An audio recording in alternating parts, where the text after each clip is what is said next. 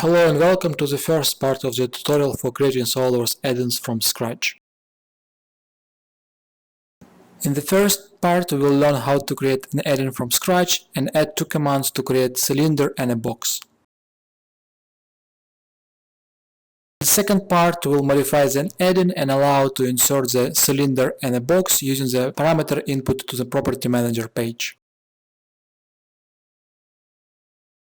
Finally, we will improve our add-in by implementing custom macro features to add the parametric features into the SOLIDWORKS tree, which could be edited or configured. So, for example, we will be able to modify the configuration by just changing the dimension, or we can edit the definition of the feature by navigating to the corresponding menu command in the feature manager tree. In this part we will learn how to create an add-in from scratch, how to add menu, toolbar and command manager commands and add the title, icon and description. Also we'll handle the button state, allowing to disable the button when precondition is not met. We'll use SOLIDWORKS Feature Manager API to create geometry elements, and we also use some tips and tricks from C# language to allow to create an extension method as well as using delegates as the parameters. I will be developing the code using C#, but visualbasic.net could be used as well. Please follow the links in the description of this video to find the source code for both C# and VB.net. We will start by creating a new project in Visual Studio. Select Visual C#, class library, and give our project some name. So for example, we'll call it primitives. Click OK. So this is going to generate us the project skeleton. Next, I'm going to add the NuGet libraries for my SOLIDWORKS framework. So I'm just going to search for SVEX and install SVEX add-in. Once NuGet has been installed to the project, we need to modify some properties of our SOLIDWORKS interop libraries. So for that, I'm just going to navigate to the References tab and select three SOLIDWORKS type libraries, that being SOLIDWORKS Constant, Published and SOLIDWORKS, and set Embed Interop Types option to false. Class, so I need to inherit that from SW-add-in-x class from SVEX framework. I simply import the namespaces, and now I want to decorate that class with several attributes.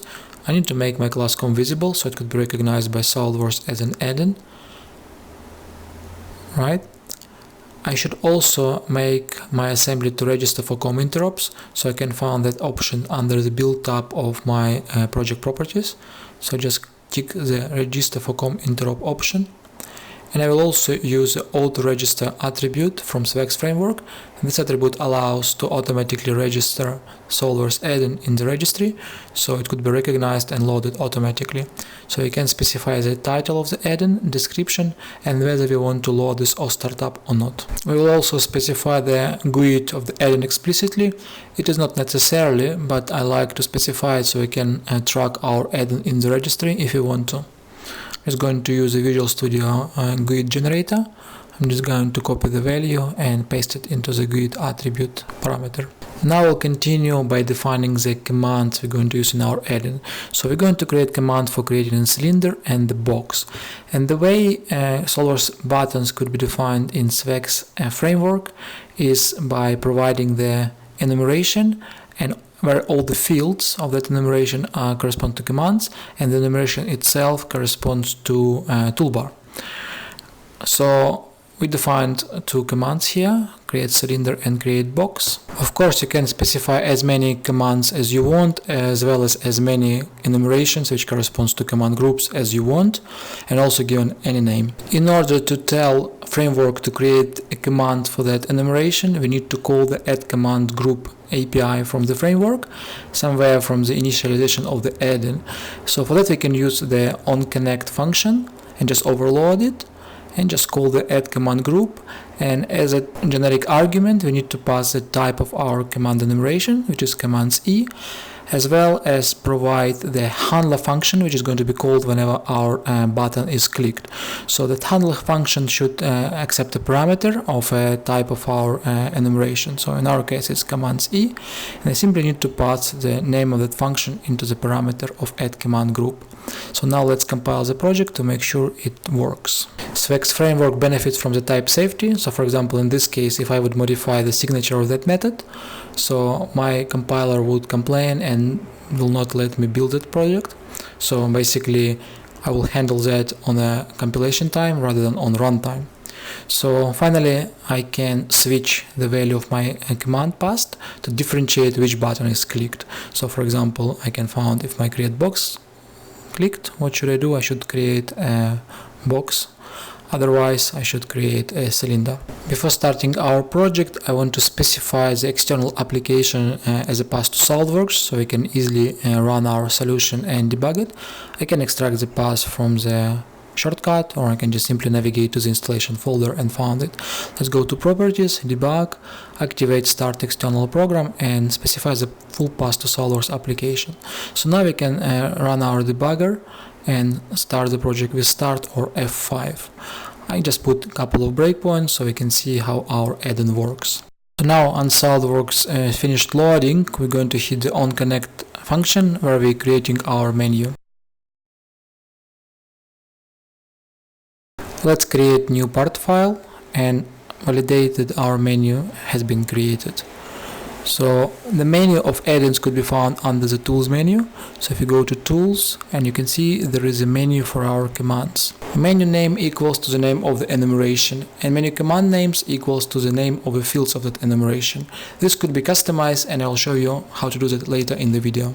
Let's click the button, and you can see we now hit the breakpoint and the value of the parameter equal to the create cylinder, which corresponds to the button clicked.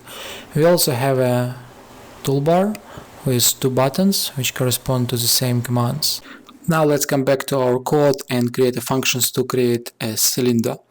So I will start by creating a new function called create cylinder, which will take two parameters. First one is the diameter and another one is the height of that cylinder. Now let me create a function which is going to create a sketch for my extrusion. So I'm just going to name it create sketch, and this function is going to return the pointer to iSketch interface. So I'm just going to import the namespace, and there will be no parameters of that function. I will start by connecting to the active model of SOLIDWORKS. I'll be using the app property and we'll call the iActiveDoc2 method. So now I'm going to connect to Sketch Manager as well, which I'm going to call Sketch Manager property. We'll start by inserting the sketch. I will be also using the add2db property and set it to true before inserting my sketch segment, and we'll revert it back to false after the finish. So this will make sure that my sketch entity is inserted directly to SOLIDWORKS database rather than going via UI. It will also help and to make sure that sketch is inserted correctly. I will be using create circle by radius method from SOLIDWORKS iSketch Manager interface to create a circle. I will need to provide the center point, which in this case is going to be 0, 0, 0. I'm just going to pass the parameter, so I'm going to have a radius as a parameter of the function which I'm going to pass to that method. I'm going to call create sketch method from within create cylinder method and pass the parameter. So as my create sketch method expects a radius, I'm just going to divide diameter by 2.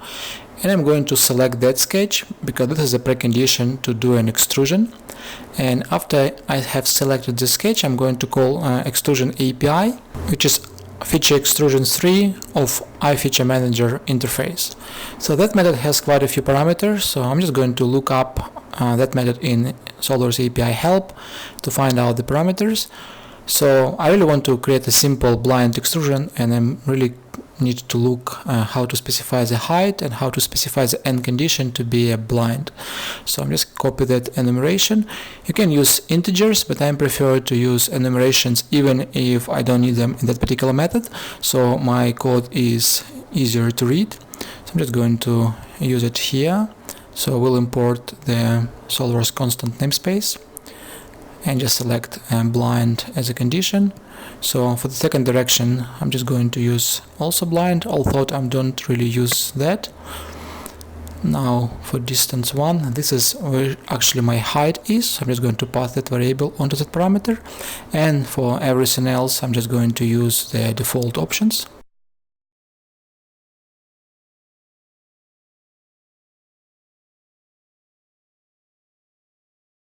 So now I'm just going to do a little code prettifying, and we'll be calling that function from the handler of the button click. So let me just copy that into my buffer and just call it from create cylinder handler, and we'll just pass some parameters and put a breakpoint here and just start my debugging to see how it works.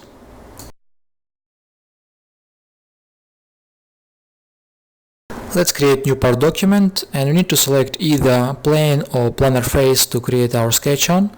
So I'm just going to select a front plane and click the create cylinder button. Okay, and we hit a breakpoint. So let's just step into the function. So we're going to call the function which creates a sketch.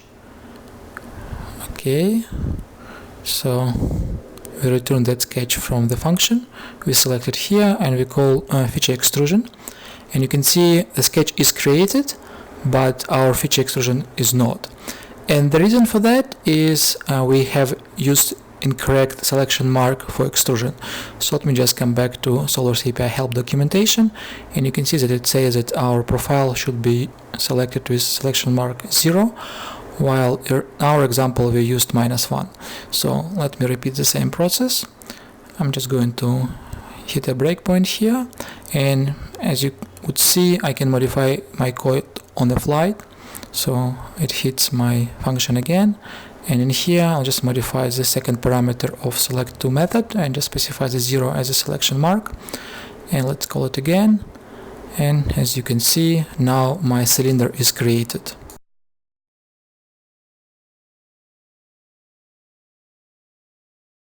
So there are two important points we can talk about. First one is we didn't handle the error properly. So basically our function executed and just nothing happened, so there is no error, so no user feedback. So it will be very confusing for the user, and also will be quite hard for you to troubleshoot that problem.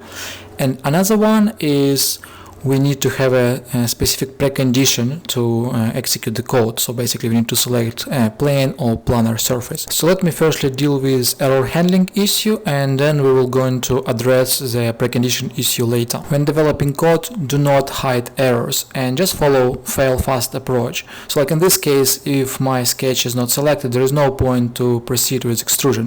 So just raise an exception. So same wise, if I have a feature not inserted, there is no point to proceed further, raise an exception. So like in this case, I'm just going to raise a null reference exception and also exceptions that I cannot select the sketch. I can proceed and also add a couple of error handles into my create sketch method. So for example, I can check whether my arc was created, and otherwise I'm just going to raise an exception. And in this case, avoid showing the error directly from the functions, rather throw an exception and handle that exception from the base function, where you can display an error, for example, or add some log entries. I'm adding the try catch block in my main handler function, and within the catch block I'm just going to call send message to user 2 and pass the exception message as a parameter to display to the user, and also will put it as an error message. Let's start our application and validate the functionality. So I'll just create a new part and just create a cylinder. So actually I don't need to select a plane to create a sketch, so apparently SOLIDWORKS will just use a default one. So I can click create cylinder. So it comes here, create sketch. So you can see that we can validate the state of our variables. So we now select the sketch, create extrusion, and feature is not null, so the function is executed successfully, and we can see the cylinder is here. So now let's test the negative case. So I'm just going to select a cylindrical face, which is not good for creating our sketch. So somewhere in the code that should fail. So you can see that our sketch is null, and we're just going to hit that exception. So we threw it and we caught it in our handler, and we display the error to the user. So that's definitely a much better user experience. So now let me deal with an issue where you need to have a certain precondition to run your function. And of course you can also show an error when something goes wrong, but let's actually handle that as a precondition. So we're actually going to stop user running the function where we know that condition is not met. So the second overload of add command group method of the SOLIDWORKS framework allows you to specify another function which can tell the state of your button depending on a condition. So for example, we can just create a button and we can just handle that method and have a custom logic to identify whether our command can be run or not. SOLIDWORKS will call that function every time the state is changed. So for example, user made a selection, user closed the model, maybe user rotated the model. So we can provide quite a custom complex logic to identify whether we can run our command or not. So let me just bring that function in, and I just need to see what options available. So we can disable our button, we can enable our button, we can also check it. So this is the function that you can use if you want to make a checkbox in your toolbar. So and finally I'm just going to pass a pointer to that function into our add command group method. Let's implement that function now. So know that this function is going to be called for both of our buttons, but in our case we're going to use the same precondition for both of them. So I'm just going to combine those cases and create a single code block. So we'll start by connecting to active SOLIDWORKS model, and my first precondition is that model should be a par document. I'm not going to implement it for assembly just yet. So what I'm actually going to do is I'm going to set the state of my button to disabled, and will only set it to enabled when my condition is met. So let me firstly check what is the type of active selected object in here. So for that I'm going to use a selection manager API and just grab a type of my first selected object and cast it to SW-select types E. So if that type is datum plain, I'm going to set the state to enabled. Else, if that type is a face, I need to do some additional check. So in particular I need to tell whether this is a planar face. So I'll grab a pointer to iFace by calling the getSelectedObject6 API. I will get the surface from that face and check isPlane method. So and if that's true, I'm just going to set the state to enabled. Let me start the project now and see how it works. So please know that that enable function is going to be called on every state change, which is going to be very frequent, so we might not be able to keep the breakpoint on. So I'll just show you. So whenever SOLIDWORKS launches and you start a new par document, that's a trigger for the state change. So you can see that my breakpoint is hit, and if I step through, it's going to fail the validation because my selection is not there. So basically my state set is disabled. So you see it hit again because when activating the model it isn't also a state change.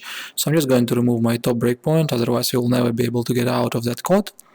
So now I just want to select a plane, and you can see that hits that breakpoint right now. So and my button is enabled. So you actually can see that my button state is changed, and you see now they are disabled, but if I select something, the button become enabled. So let me just test the second condition now. I will just create an extruded slot. So we'll have both planar and cylindrical face. When I select a planar face, my second condition validation is hit, and the state will be set to enabled because this is a planar face. But if I would select a cylindrical one, both of my buttons are disabled as condition is not met. I can continue and select planar, so buttons enabled, and I can simply create a cylinder now. Now let's customize the look of our buttons in a toolbar. With the Svex framework it is very simple, and you just need to decorate your fields and enumeration with the corresponding attributes. To assign the title of the button, we need to use a title attribute and specify the name of our button to display. We can use a description attribute to specify the hint string. Icons can be selected from the resources. So at first step I'm just going to add 3 images to my resources. I have an icons for cylinder, box and the primitives, which is going to be used for a toolbar. So let me just browse to PNG files. So transparency is supported. Now let me save the resources and come back to a project, and I'm just going to use an icon attribute, and I can just specify the type of my resources with the type of keyword, and I'll be using name of function from C# to select the name of the resources I want to load. This approach ensures that we are not using the magic strings, and if I would rename the resource, it will not break the code. I can copy the same set of attributes and assign them to the fields of my enumeration, which will correspond to the attribution of my buttons in a toolbar. So I'm just going to rename the title and the description for each button, so that to be create cylinder and create box. I can additionally specify the options to show my command in toolbar, menu, or command manager. So for example, in this case, I just want to see that in menu as well as a toolbar. I can set the default workspace. So as I previously mentioned, I'm going to work in part only, and I want to use it in a command manager as well. So I'm just going to copy that to the second field, and let me start the project and show the result.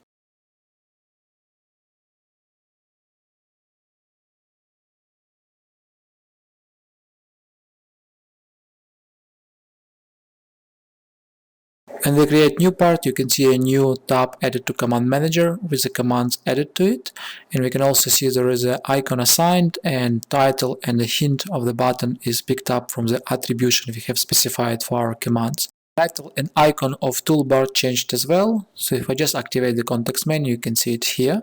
So now I just assign the same icons for my buttons and my toolbar, and I'm just going to change it in the moment. And let me just validate that my function still works. Yep, so we still can create a cylinder. To correct the icons of my toolbar buttons, I simply need to specify a different name for the corresponding image. So for this one, I'm just going to use cylinder icon, and for the create box, box icon. I will proceed now with implementing the function for creating the extruded box. So this function is going to take three parameters: width, height, and length, and it's going to be named create box. Steps to create extruded cylinder and extruded box are almost equal, with the only difference of the base sketch. So for example, this function for the extruded box should create a rectangle rather than a circle. So that would be nice to have that function reused. And for that, I'm just going to create a delegate as a parameter of that function. So the actual creation of a sketch segment is going to be done by the caller rather than within the method itself. So that method becomes an abstraction. This is a bit of an advanced coding technique, and you don't necessarily need to use one, so you may just split your function in 2 or 3 blocks and you call them separately, or you may just copy the function for now and just go ahead with that. As create sketch function is called within the create cylinder function, I also need to pass the delegate as a parameter. And furthermore, because my create cylinder function become a generic one right now, I'm just going to rename it to something like create extrusion, as it's not going to longer create a cylinder for me, rather it's going to create a base sketch and also create an extrusion of it. The function which is going to create a cylinder is going to be declared separately, so let's create a new create cylinder function and just copy those parameters to it. Because our create extrusion will not need diameter anymore, because it is not a cylinder, so we just need to have a height parameter in there. We're going to add it later, and just going to pass that creator sketch creator function onto the create sketch. And in here we also do not need radius anymore, because create sketch is an abstraction. It does not create a circle. Rather, it's going to call the delegate and pass the parameters. So it's going to call the sketch manager parameter, and it's going to return the result, which is true or false, whether our sketch was successfully created or not. So for that, I'm just going to use a predefined func delegate from the .NET framework, but you can also create your own delegate if you want. Also need to modify the parameter type from a create extrusion method from action to func, and also specify the last argument I need, which is a height. Now to create a cylinder, we simply need to call the create extrusion method, provide a height, and provide the creator for our sketch circle. We can use lambda expression to create an inline method for our delegate. And now create box function will be very similar, with the only difference that instead of creating a circle by radius, we're going to call the create rectangle and just pass these parameters. So let me copy that and just call different API. Create rectangle, just provide the parameters. So for the x2 it's going to be our width divided by 2, for y2 it's our length divided by 2, and our z coordinate is 0. So now we have the same code base for both of these methods, which is going to make it very easy to maintain and debug. Let's call create box function from our button handler and test the changes.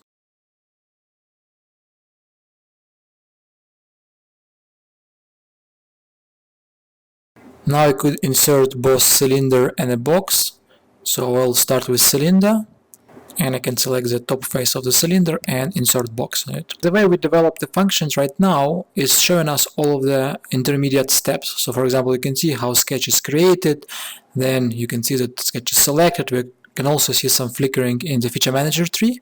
So let me show that again. So just select this face, create box, and you can see sketch is created and property page on the left side is appearing. So it's overall not a very good user experience. So let me come back to my code and do something about that. Colors API allows me to temporarily disable the graphics update as well as disable the feature tree. So I'm just going to use those properties in my code. And because I'm just using one function here, it's very handy to maintain. So I just need to add this change into that one function, and it's going to be applied to both of insertion, cylinder and box. It is very important to revert those changes at the end of the functions, otherwise our graphics will be suspended and our users won't be able to use SOLIDWORKS. So we need to set those properties back to true at the end of the function. But because our function might throw an exception, that code might not execute in this case. So I'm just going to use a try finally block to make sure that my final block is executed regardless if I have exception or not. I don't want to catch my exception here, and I will just let the processing of that exception in the main function. Let's quickly validate the result. I will start a debugger.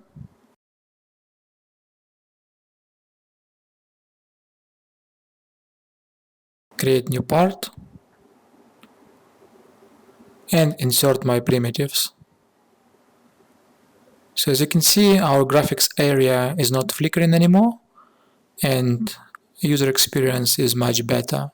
And I think probably even performance is a little bit better. Finally, I want to perform minor cosmetic changes. So in particular, I want to move the functions which creating my geometry into the separate class. So I just want to keep my main add-in class as simple as possible. So let me just create a new static class called model.docx, where I'm just going to copy paste my functions.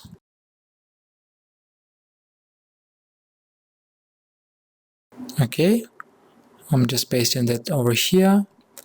I'll need to modify the access modifier for my function, so I'm just going to make this public static. Same applies to class. It is actually quite handy to have a separate class for that, because I can control what functions are public and what are internal or private. So like in this case, my main functions is create cylinder and create box, and all other functions are not used outside of that class. So I'll just keep it private. And I also need to do a couple of modifications. So I will want to pass the pointer to my model doc to this function, so it can work with any models, not necessarily an active one. It's quite important because in future I might change the logic of my software, and I will want to work with, let's say, files in the assembly document. So I'm just doing a few modifications, so replacing my calls with pointer to model doc.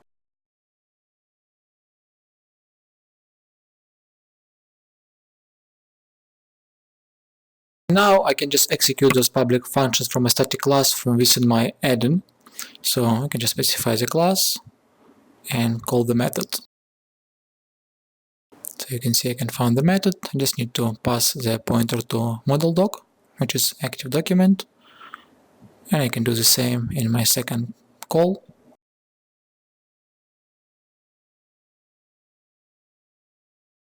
I can even simplify that using the extension method of C#.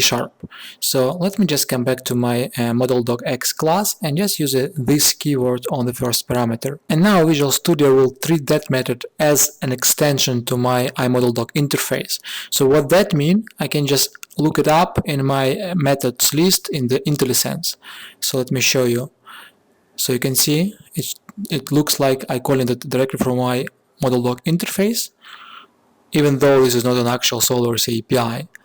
So for example, if I create a copy of that, you can see I can look it up in the IntelliSense list, and you can see it has a special icon telling that this is an extension method. For completing this tutorial, I will just validate that my changes hasn't caused any regressions, and I can still create my primitive geometry. In the next video, we will develop that plugin further, and we'll extend it by adding property manager pages, which are going to control the parameters of my primitive geometry. Please subscribe to this channel to receive a notification when a new video is published. Thank you for your time.